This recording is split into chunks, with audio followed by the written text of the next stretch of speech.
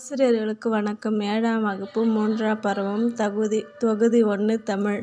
இயல் 1 நயத்தகு நாகரிகம். விருந்தோம்பல். மாரியொன்று இன்றி வரந்திருந்த காலத்தும் பாரி மடமகள் பான்மகற்கு நீர் உலையுள் பொன்திறந்து கொண்டு புகவாக நல்கினாள். உண்டிரார் முன்றிலையுள் முன்றுறை யறையினார். சொல்லும் பொருளும். மாரி மழை வறண்டிருந்த புகவாக உணவாக மடமகள் இனமகள் பான்மகற்கு பாணர் மகனுக்கு நல்கினாள் கொடுத்தாள். முன்றில் வீட்டின் முன் இடம் திண்ணை இங்கு வீட்டைக் குறிக்கிறது. நூல் வெளியீடு பழமொழி 400. நூலின் ஆசிரியர் முன்றுறை யறையினார் ஆனார். இவர் பொ.ஆ.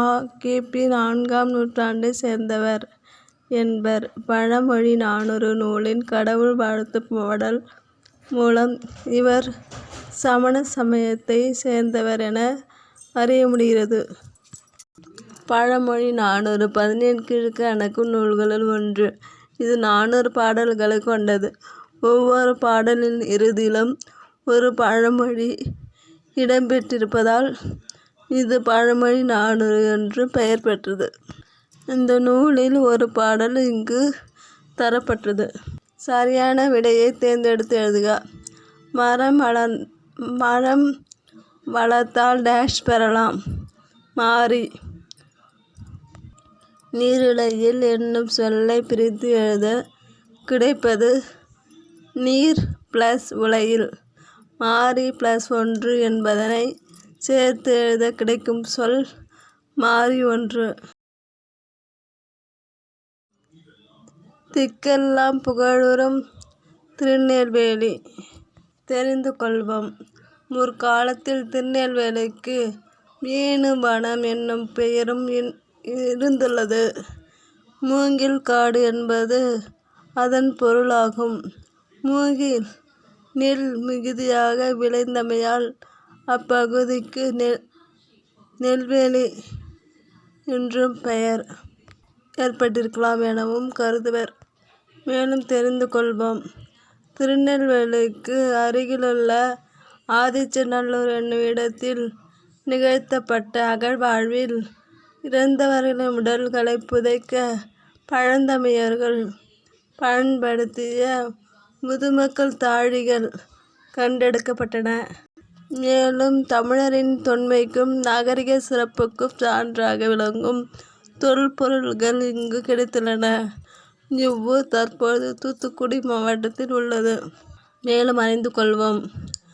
தாமிரபரணி ஆற்றின் மேற்கு கரையில் திருநெல்வேலியும் கிழக்கு கரையில் பாளையங்கோட்டையும் அமைந்துள்ளன.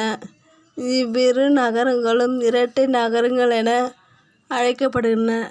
பாளையங்கோட்டையில் அதிக எண்ணிக்கையில் கல்வி நிலையங்கள் இருப்பதால் அந்நகரை தென்னிந்தியாவின் ஆக்ஸ்போர்டு என்பர்.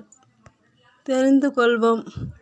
1790ஆம் ஆண்டு செப்டம்பர் திங்கள் 1ஆம் நாள் ஆங்கில கிழக்கிந்திய கம்பெனியால் திருநெல்வேலி மாவட்டம் உருவாக்கப்பட்டது. அப்போதைய திருநெல்வேலி மாவட்டத்தில் இன்றைய தூத்துக்குடி, தென்காசி, விருதுநகர், ராமநாதபுரம் ஆகிய மாவட்டங்களில் சில பகுதிகளும் இருந்தன. பிறகு 1986ஆம் ஆண்டு திருநெல்வேலி மாவட்டத்தை பிரித்து தூத்துக்குடி மாவட்டம் உருவாக்கப்பட்டது.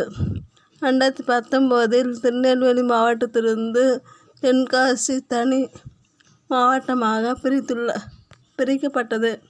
சரியான விடையை தேர்ந்தெடுத்து எழுதுக. திருநெல்வேலி டேஷ் மன்னர்களோடு தொடர்புடையது. பாண்டிய மன்னர். இளங்கோவடிகள் டேஷ் மலைக்கு முதன்மை கொடுத்து பாடினார். பொதிகை மலை. திருநெல்வேலி டேஷ் ஆற்றின் கரையில் அமைந்துள்ளன. தாமிரபரணி ஆறு. பொறுத்துக. தன்பொருணை.